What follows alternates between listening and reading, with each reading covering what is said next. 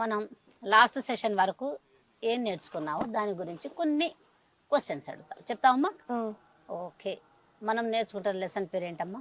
Mother's linear equations in one variable. Linear equations in one variable. Very good. What is the standard form of linear equations in one variable? A is not equal to 0. ఎక్కడుంది ఏ? మరి చెప్పు, అసలు equation చెప్పాలి. Okay. Ax plus b is equals to 0. Very good. ఆ తర్వాత A is not equal to 0 చెప్పాలి. అసలు standard form ax plus B is equal to 0. ఇక్కడ A is not equal to 0, ఎందుకంటే ఏ 0 అయింది అనుకో, ఏఎక్స్ మళ్ళీ 0 అయిపోతుంది. అప్పుడు ఈక్వేషన్ రాదు. Constant B is equal to 0 అనేది ఒకటే మిగులుతుంది. అప్పుడు అదేమవుతుంది? కాన్స్టెంట్ అయిపోతుంది. అందుకని A is not equal to 0. ఓకేనా? ఇందులో చాలా టాపిక్స్ ఇన్వాల్వ్ అయినాయి కదా, ఒకటి అడుగుతా చెప్పాలి. ఓకేనా? What is the angle sum property of the triangle? Sum of the angles equal to 180 degrees. Sum of the angles in a triangle is equal to 180 degrees. Very good. అలానే రెండు parallel line గురించి కూడా మనం మాట్లాడాం. Parallel lines, ఆ తర్వాత transversal line. అదేం చేస్తుంది? రెండు ప్యారలల్ లైన్స్ ని కట్ చేస్తూ పోతుంది. ఏ ఏ యాంగిల్స్ ఈక్వల్ ఉన్నాయి ప్యారలల్ లైన్స్ లో? ఈక్వల్ ఉంటాయి. ఏవి? Exterior angles equal. Alternative angles are equal. Alternative interior angles equal and alternative exterior angles are equal అని మనం కొన్ని ప్రాబ్లమ్స్ చేసాం వాటి మీద కూడా. ఓకేనా? Very good. ఆ తర్వాత ట్రైన్ స్పీడ్ ఇవన్నిటి మీద కూడా కొన్ని ప్రాబ్లమ్స్ చేసాం. దాంట్లో మనము యూజ్ చేసిన ఫార్ములా ఏంటి? Speed into time. Speed into time దేనికి equal? Speed into time is equal to దేనికి equal? Speed into time. ST is equal దేనికి ఈక్వల్? Speed time. ట్రైన్ పోతుంది అనుకో ఒక చోటు నుంచి ఒక చోటుకి, అప్పుడు మధ్యలో ఉండేది ఏంటి? ఇక్కడ నుంచి అక్కడికి పోయింది, ఇన్ని కిలోమీటర్లు అంటాం. దాన్ని ఏమంటాం? ఇన్ని కిలోమీటర్లు అంటే ఏంటది? Speed into time. అది స్పీడా టైమా? రెండు కాదు. ఏంటది? ఇక్కడ నుంచి ఒక ట్రైన్ గాని మనం గాని ఏంటి? కిలోమీటర్. ఆ కిలోమీటర్లు అంటే ఏంటి ఇక్కడ? డిస్టెన్స్. ఏంటి? Distance. Distance is equal to speed into time. ఉత్తగా స్పీడ్ ఇంటూ టైం అనగానే సరిపోదు. అది దేనికి ఈక్వల్ అయింది? డిస్టెన్స్ కి స్పీడ్ టైం. అంటే ఇప్పుడు నువ్వు చాలా స్పీడ్గా పోయావు అనుకో, ఇక్కడ నుంచి అక్కడికి 1 కిలోమీటర్ ఉంది, నువ్వు బండి మీద చాలా స్పీడ్గా వెళ్ళావు అనుకో, స్పీడ్ ఎక్కువ టైం ఏమవుతుంది? తగ్గిపోతుంది. అదే స్లోగా పోయావు అనుకో, టైం ఏమవుతుంది? పెరుగుతుంది. అంటే స్పీడ్ ఇంటూ టైం ఈ డిస్టెన్స్ అనమాట. ఈ డిస్టెన్స్కి వెళ్ళడానికి స్పీడ్కి టైంకి దీని మీద కూడా రిలేషన్ వీటికి వీటికి ఉన్నది తెలిపేదే distance is equal to speed into time. అర్థమైందా? ఓకే. ఈ రోజు మనం Arvind has a kiddy bank. అతనికి ఒక కిడ్డీ బ్యాంక్ ఉంది, నీకున్నట్టే. అదేమైంది? ఫుల్ ఆఫ్ ఏమేమి ఉన్నాయట? ₹1 కాయిన్స్. ₹1 and 50 coins. ఇందులో రాయన ₹1 కాయిన్ పెద్దగా రాస్తున్నా, 50 పైసా ఇలా వేసుకుంటూ. Okay.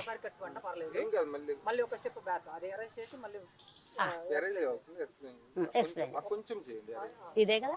Okay okay. Aravind has kiddie bank. In that kiddie bank ₹1 coins and 50 paisa coins also in it. Okay. నేను ఇక్కడ వేసేటప్పుడు ఈ స్మాల్వి 50 అనుకుందాం, ఇవి ₹1 కాయిన్ ఓవరాల్గా. ఆ తర్వాత ఏముంది? చదవాలి నాన్న, చదివేస్తే. It contains 3 times as many 50 paisa coins. Okay. It contains as many as ₹1. As many 50 paisa coins as ₹1 coin. అంటే ఏంటి? 50 పైసా కాయిన్స్ అనేవి ₹1 కాయిన్స్ కంటే 3 టైమ్స్ ఉన్నాయి అంటున్నాడు. 3 టైమ్సే కదా అన్నది? 3 టైమ్స్ ఉన్నాయి. అప్పుడు the total amount of the money ఎంత ఉంది ఇందులో? టోటల్ అన్ని కలిపి ఎన్ని ఉన్నాయి? ₹35 మనీ ఉన్నాయి, కాయిన్స్ కాదు. అవునా? అర్థమవుతుందా? కాయిన్స్కి వచ్చేసరికి వేరుగుంది, మనీకి వచ్చేసరికి వేరుగుంది. ఇప్పుడు మనము ఒక దాన్ని, మన అన్నోన్ నెంబర్ని ఎక్స్ అనుకుంటాం. ఫస్ట్ వేటిని ఎక్స్ అనుకుందాం. లెట్ ₹1 కాయిన్స్ని ఎక్స్ అనుకుందాం.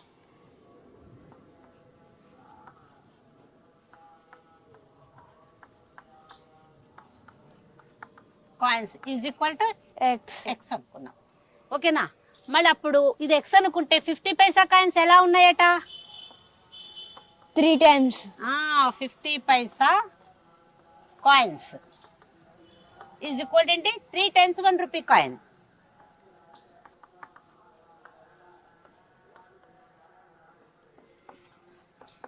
కాయిన్స్ అంటే ఇక్కడ ఏం రాయాలి? 3x. 3 Very into good, x. 3x. 3x. అయితే ఇక్కడ మొత్తం కాయిన్స్ ఎన్ని అనేవి మనం ఫైండ్ అవుట్ చేయాలి. అతను ఇవ్వలేదు కాబట్టి వాళ్ళు ఇవ్వలేదు, కానీ ఒకటి ఇచ్చాడు. ఏమి ఇచ్చాడు? అమౌంట్ ఇచ్చాడు. అమౌంట్ ఎంత అన్నాడు? 50. మొత్తం కలిపి 35 rupees. 35 రూపీస్. ఓకేనా? ఇదేమో ఎక్స్ రూపీస్, ఇదేమో ఎంత? ఇదేమో x rupees, అదేమో రూపీస్ని ఎక్స్ అనుకున్నాం. ఇప్పుడు చెప్పండి 1 రూపీలో ఎంత అయితే 50 పైసా అవుతుంది?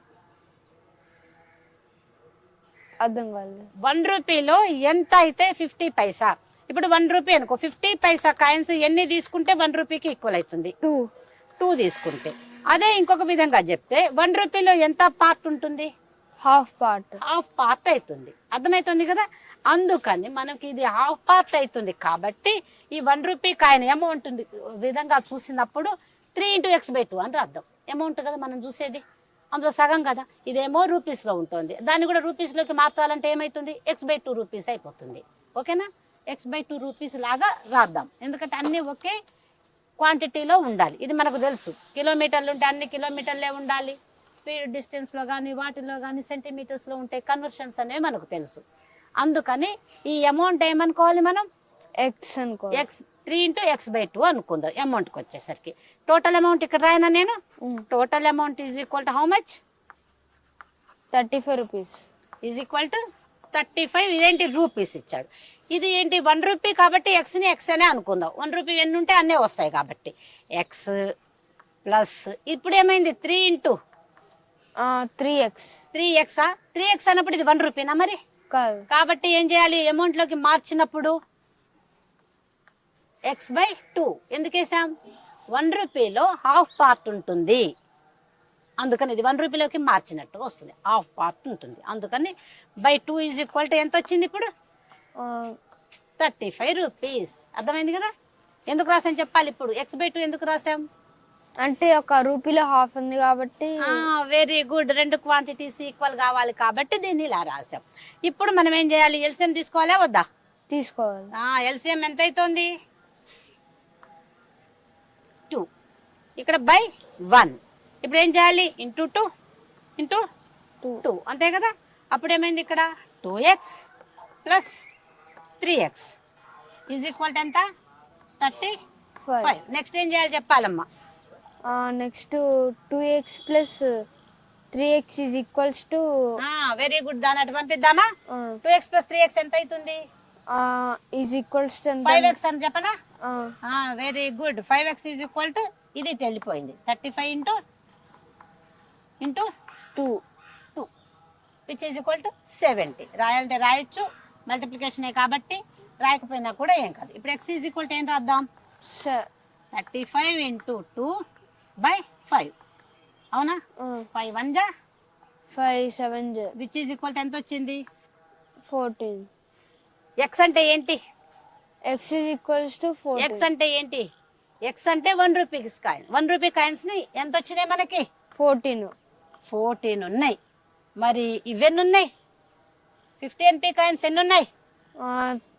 3 times కదా. 3 times x అంటే ఎన్ని ఉన్నాయి?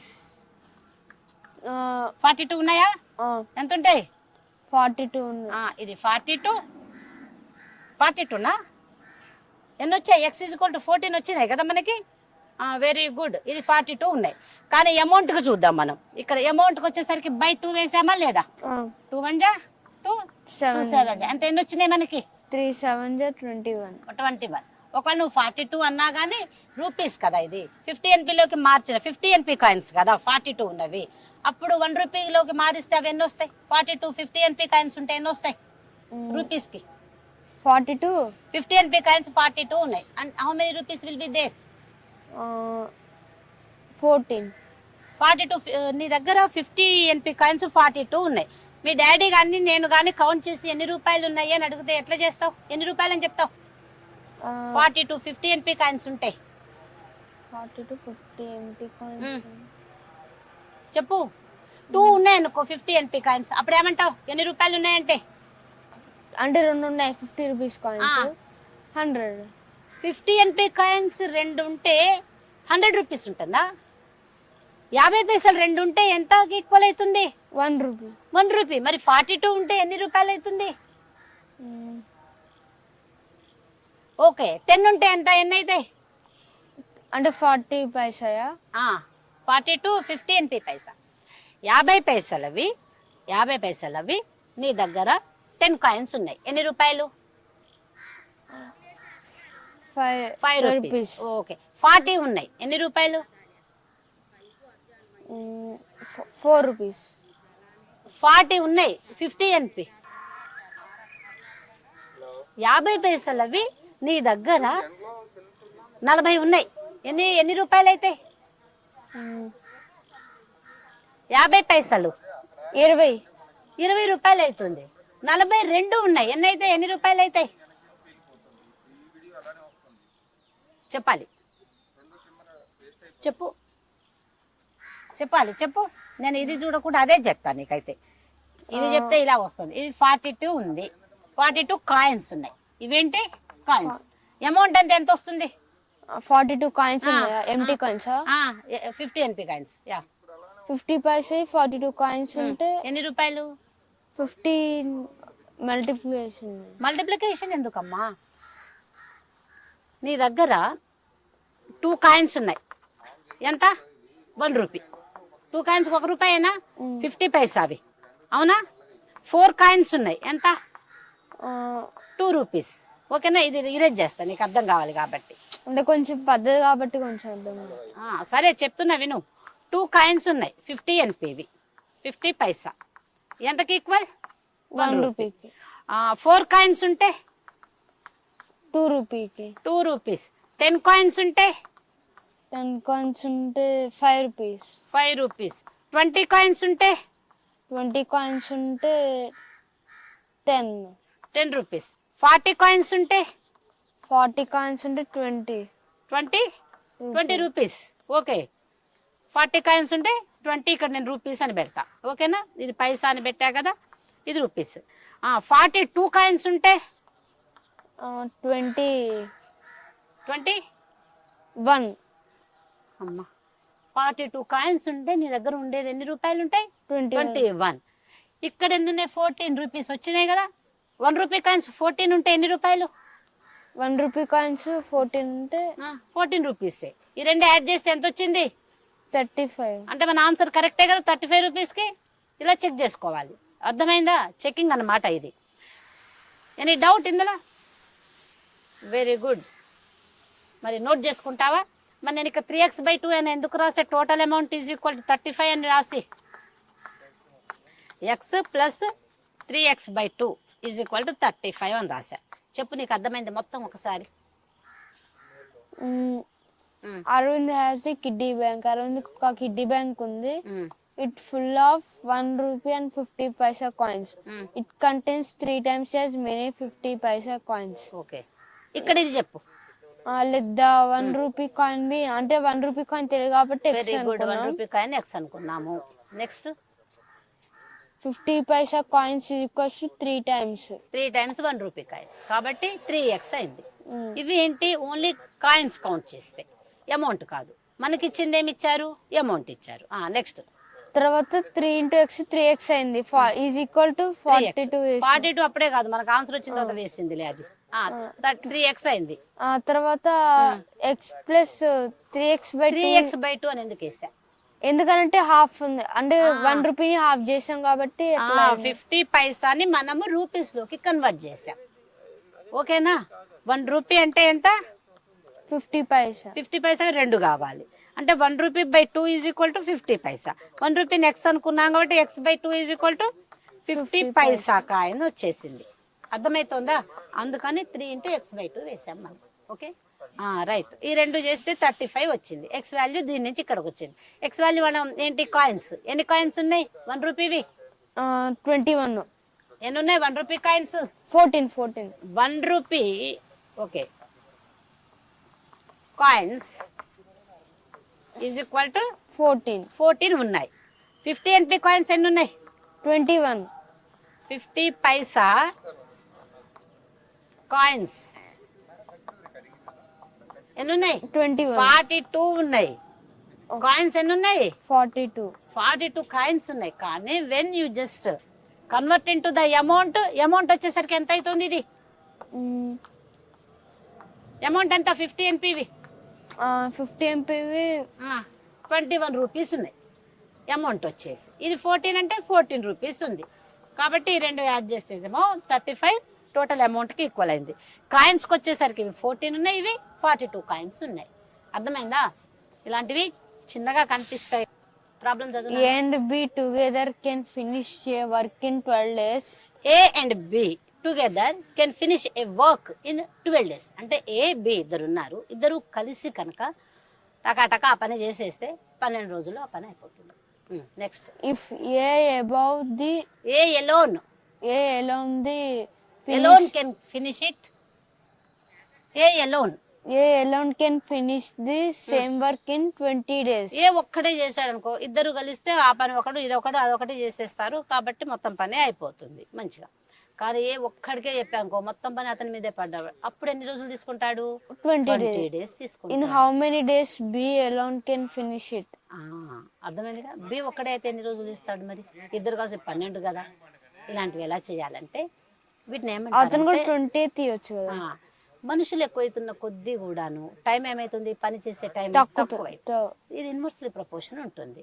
అయితే ఇలాంటివి చేసేటప్పుడు అసలు వాళ్ళు ఒకరోజు ఎంత వర్క్ చేస్తారు? ఇప్పుడు నువ్వు ఉన్నావు, నీ పేరు ఏ అనుకో, యోగి, నువ్వు నీ ఫ్రెండ్ ఉన్నారు, అవునా? సరే, నీ ఫ్రెండ్లే, నువ్వు ఒక్కడివే. ఒక పని నీకు ఇచ్చినప్పుడు హోంవర్కే ఏదన్నా అనుకో, ఇక 4 ఎక్సర్సైజ్లు ఒకసారి చేసేయరా అని ఇచ్చా. నువ్వు ఎన్ని రోజులు తీసుకుంటావు అంటే అంటావు నువ్వు, ఏంటంటే 2 daysలో నేను కంప్లీట్ చేస్తాను అన్నావు. అంటే 4 ఎక్సర్సైజ్ని నువ్వు ఎన్ని రోజులు కంప్లీట్ చేస్తున్నావు? 2 days. 1 day నువ్వు ఎన్ని ఎక్సర్సైజ్లు చేస్తావు?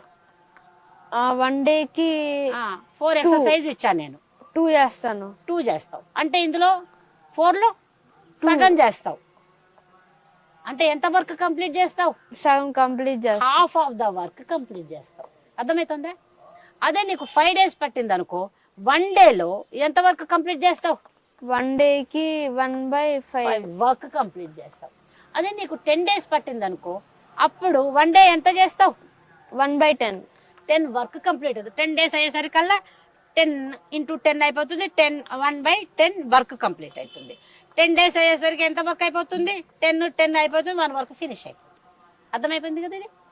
ఇప్పుడు మనం ఈ ప్రాబ్లమ్ని ఇప్పుడు 1 dayలో అనేదానికి మార్చుకొని చేయాలి. అర్థమవుతుందా ఎందుకు మార్చుకోవాలో? అప్పుడే మనకి వస్తుంది. ఇన్వర్స్ ప్రపోర్షన్ ఉంది కదా, అందుకని. ఏ అండ్ పి అంటే ఏ అండ్ బి టుగెదర్ అంటే A+B అని రాసుకున్నా, ఓకేనా? Together can finish A work how many days? 12 days. 12 days. అంటే A+B అని రాయనా? A+B 1 dayలో ఎంత వర్క్ చేస్తారు? 1 dayకి 1/12 వర్క్ ఫినిష్ అవుతుంది, అవునా? A and B can finish 1 day ఎంత వరకు? 1/12 work they can finish. Okay, but other condition was given. What it is of? A alone చెప్పాలి. A alone A alone can finish the same work in 20 days. Can finish 1 day. How much work he can finish? 1 day how much work he can finish? Half of the work. 1/20 work. ఎందుకు half అన్నావు చెప్పు? నేను నీకు ఇందాక ఏం చెప్పా? 4 exercise చేసి 2 days ఇచ్చినప్పుడు 1 dayలో ఎంత అంటే హాఫ్ ఆఫ్ ద వర్క్ అన్నావు ఇందాకటి ఎగ్జాంపుల్. ఇప్పుడు హాఫా? నేను ఇందాక 5 అయితే అని అడిగా, అప్పుడేమన్నావు? 5 days ఫినిష్ చేస్తే 1 dayలో ఎంత పని చేస్తావు? 1/5. మరి అలానే 1 dayలో ఎంత పని చేస్తాడు ఇతను? 1/20 20 వర్క్ ఫినిష్ చేస్తాడు. ఓకేనా? A+B ఇంత. ఇప్పుడు మనకు కావాల్సింది ఏంటి? B only. B alone can finish how many days. ఇదే కదా అడిగింది. మనకు ఒకటి వచ్చు, A plus B is equal to ఏమొచ్చు మనకి, a plus b is equals to 1/12. ఏ ఇచ్చాడు, ఏ ఎంత, a 1/20 plus b is equals to 1/12. B is equal to, ఇది అటువైపు పోతే ఏమవుతుంది, అవునా కాదా.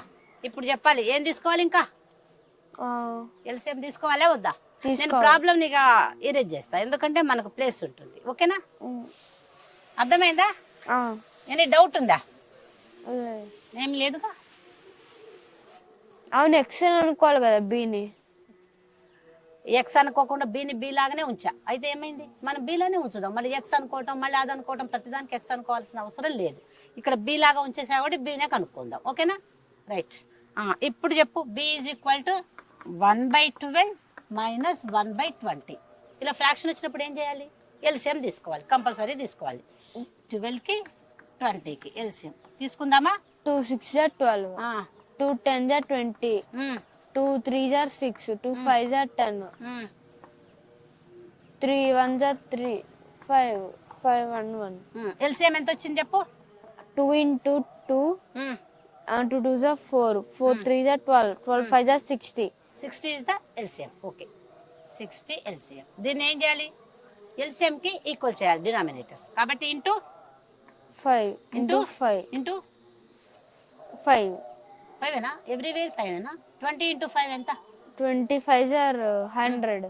మరి ఇక్కడ ఉన్నది ఎంత, 60. అంటే ఇంటూ ఎంత వేయాలి, 20 60 వచ్చేటట్టుగా ఎన్నిసార్లు మల్టిప్లై చేస్తే వస్తుంది, 30. 3 times.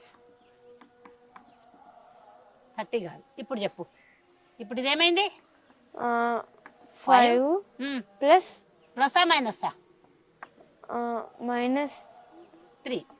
5 minus 3 ఎంత, 5 minus 3 is equals to 2. 2. 2/60. 2 1 2 are 2 30s are. Which is equal to b is equals to 1/30 work finish చేస్తాడు. ఎంత, 1/30 work finish. 1 డేలో. 1 డేలో 1/30 అంటే how many days A takes for finish the work, 30 days. B alone అంటే can 1 finish month. Finish Finish the work in 1 month. Total work. ఓకేనా, In 1 month. Total month నేను రాయద్దులే, కొన్ని 31 డేస్ కూడా ఉంటాయి కాబట్టి 30 డేస్ అంటే అర్థం మనం. ఓకేనా, 30 డేస్.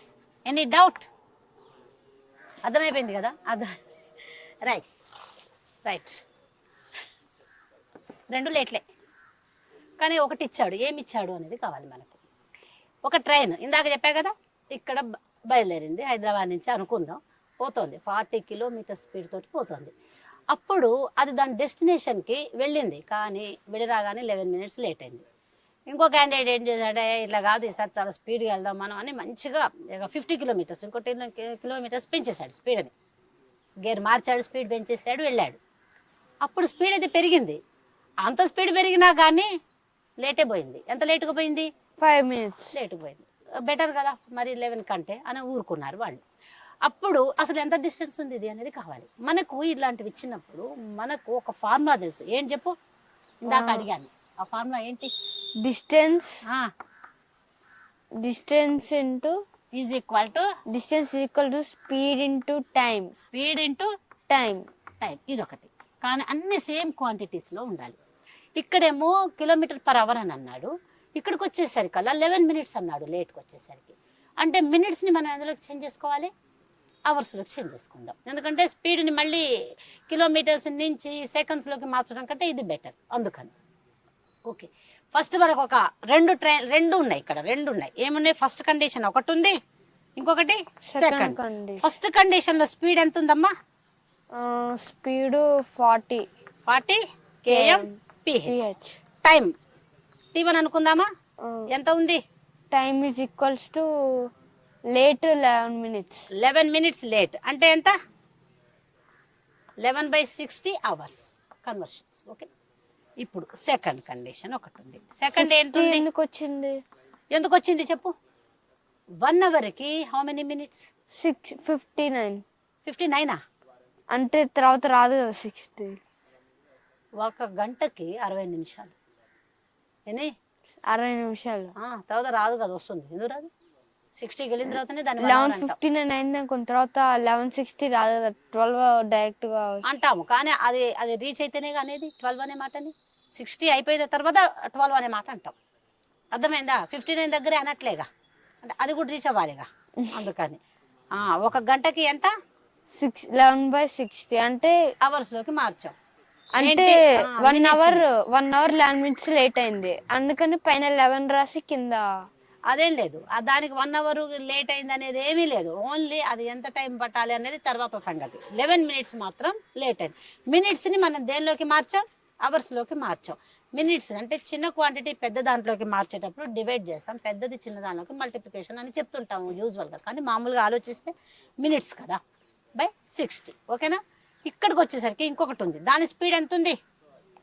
50 KM kmph. ఇక్కడ టైం ఎంత ఉందమ్మా?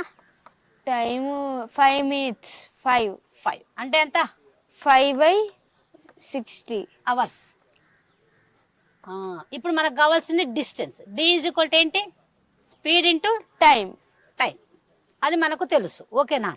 సరే, ఇక్కడ మనము నేను కొద్దిగా ప్రాబ్లమ్ ఇరేజ్ చేయనా అని చూస్తున్నా. సరే వద్దులే, చూద్దాం. టైంలో డిఫరెన్స్ ఎంత ఉందో చూద్దాం. ఇక్కడికి వచ్చేసరికి డిస్టెన్స్, డిస్టెన్స్ అంటే ఏమనుకుందాం? X అనుకుందామా?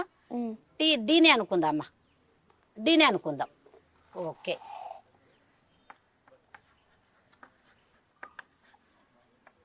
Distance is equal to ఏంటి? డి. ఎప్పుడు ఎక్స్లే ఎందుకు, ఈసారి మనం డి అనుకుందాం. ఓకేనా? అందుకని ఇక్కడ డిస్టెన్స్ ఏమవుతుంది? డి. ఇక్కడ టైము ఎంత లేట్కి వెళ్ళింది? 11/60. ఫార్ములా ప్రకారం D is equal to ST. అవునా? ఫార్ములా ప్రకారం D is equal to ST అయితే ఇక్కడ టైం ఇచ్చాడు కదా, T1. Time is equal to ఏమవుతుంది? D/S. D/S ఏనా? D is equal to ST, T is equal to D/S. D అంటే డీనే. ఎస్ ఎంత? 40. ఈజ్ ఈక్వల్ టు ఎంత ఉంది మనకి? 11/60 ఉంది మన దగ్గర. Okay, right. ఇప్పుడు ఇక్కడ సెకండ్ కండిషన్, నేను ఇది ఇరేజ్ చేస్తా. ఇది మొత్తం ఇరేజ్ చేయనా? కానీ ఉంచాలి కదా, చూద్దాం మనకు సెకండ్ కండిషన్ ఏంటి అనేది చూస్తా. ఇప్పుడు ఈ సెకండ్ కండిషన్లో మళ్ళీ చూద్దాం. డి ఈజ్ ఈక్వల్ టు ఏంటి? D is equal to S. T T is equal to T2 is equal to D/S. ఇది S2 అనుకుందాం, ఇది లేకపోతే S1 అనుకుందాం స్పీడ్ని. ఓకేనా? అప్పుడు S1 అవుతుంది. డిస్టెన్స్ మాత్రం మారదు కదా, స్పీడ్ మారినా. డి అంటే ఎంత ఉంది? ఇక్కడ డీనే ఉంది. బై ఎంత ఉంది? స్పీడ్ ఎంత ఉంది? స్పీడ్ 50 ఉంది. T2 ఎంత ఉంది? T2 ఎంత ఉంది? టైము 5/60.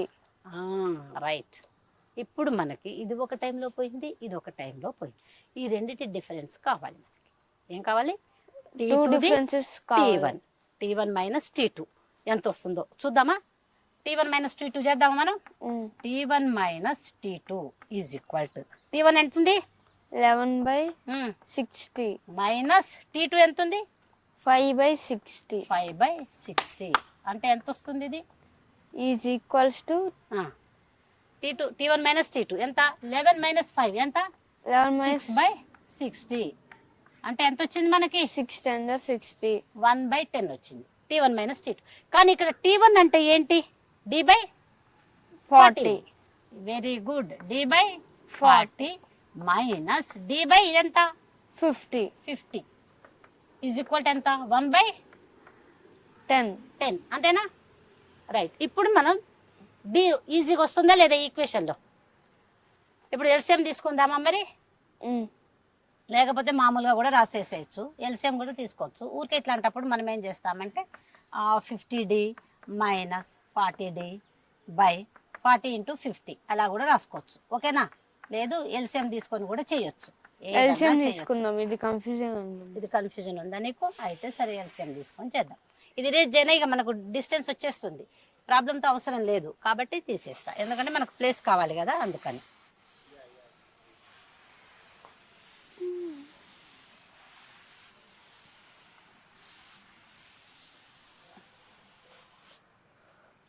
మనకు రెండు కేసులలో రెండు రాసాం. D is equal to ST is the formula.